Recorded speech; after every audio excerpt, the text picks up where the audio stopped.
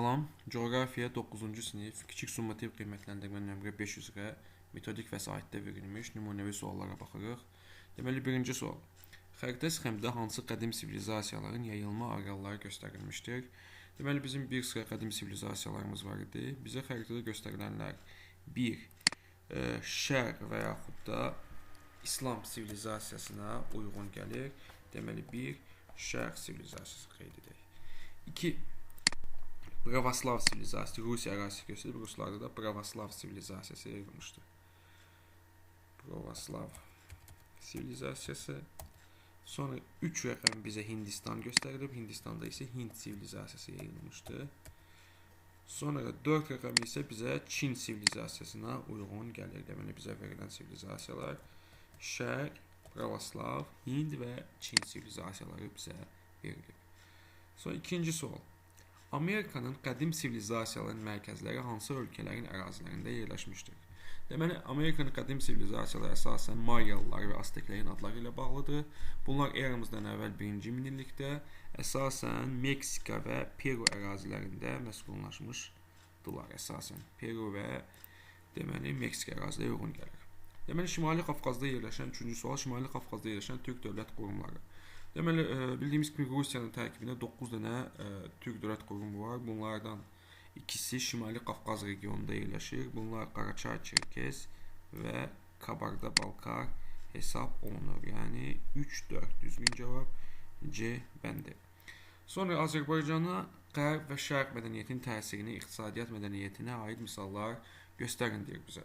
Deməli, Azərbaycan həm Qərb, həm də Şərq sivilizasiyasına aid nümunələr göstərmək olar. Azərbaycan Avropa və Asiyanın qovşağında yerləşdiyi üçün həm Asiya, Qərbə, həm də Şərq sivilizasiyasına aid xüsusiyyətlərə malikdir.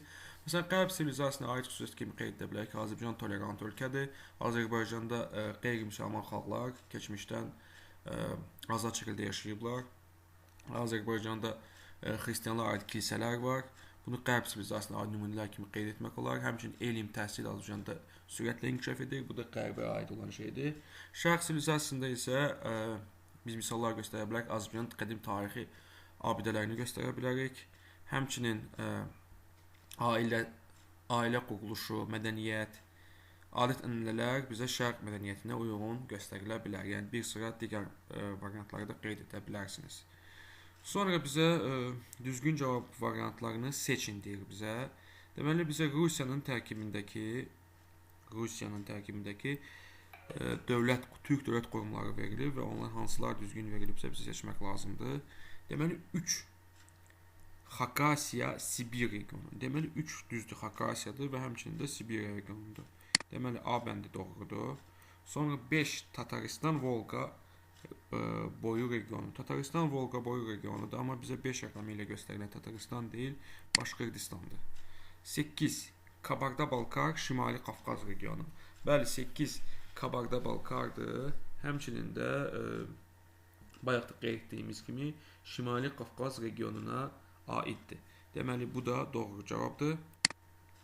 Sonra Başqırdistan, Volqa boyu regionu.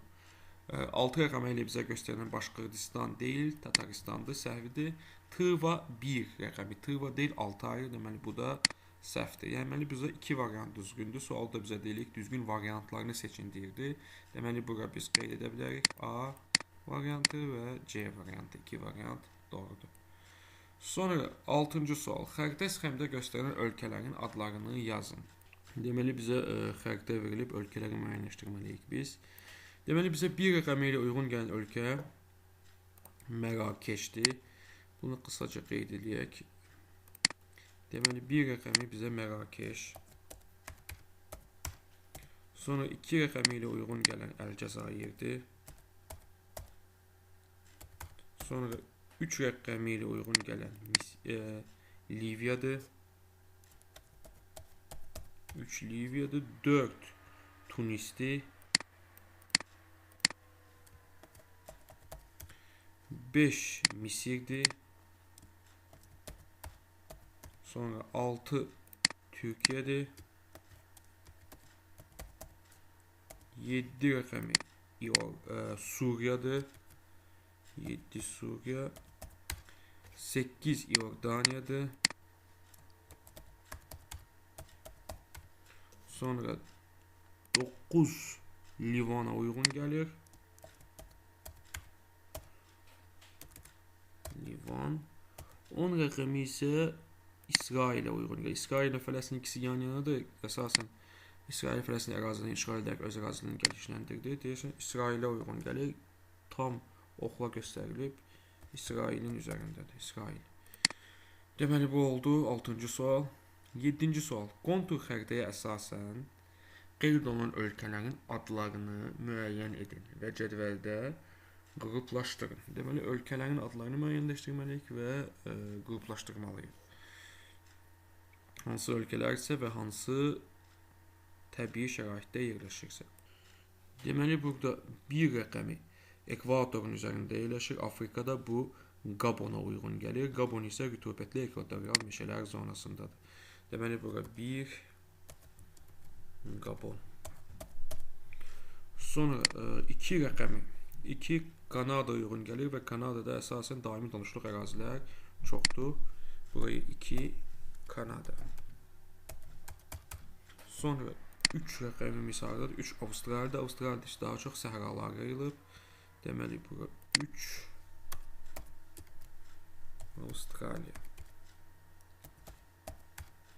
Sonra 4 rəqəmini axtaraq biz. 4 yenə də ekvator xəttinin keçdiyi ərazilərdir, ekvatorial ərazilərdədir.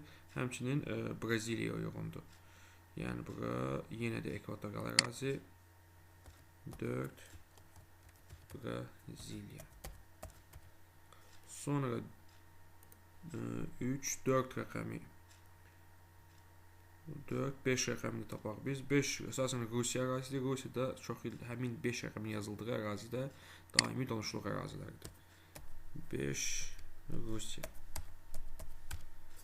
Sonra 6 rəqəmi Səudiyyə Ərəbistandır və tropik səhralardır.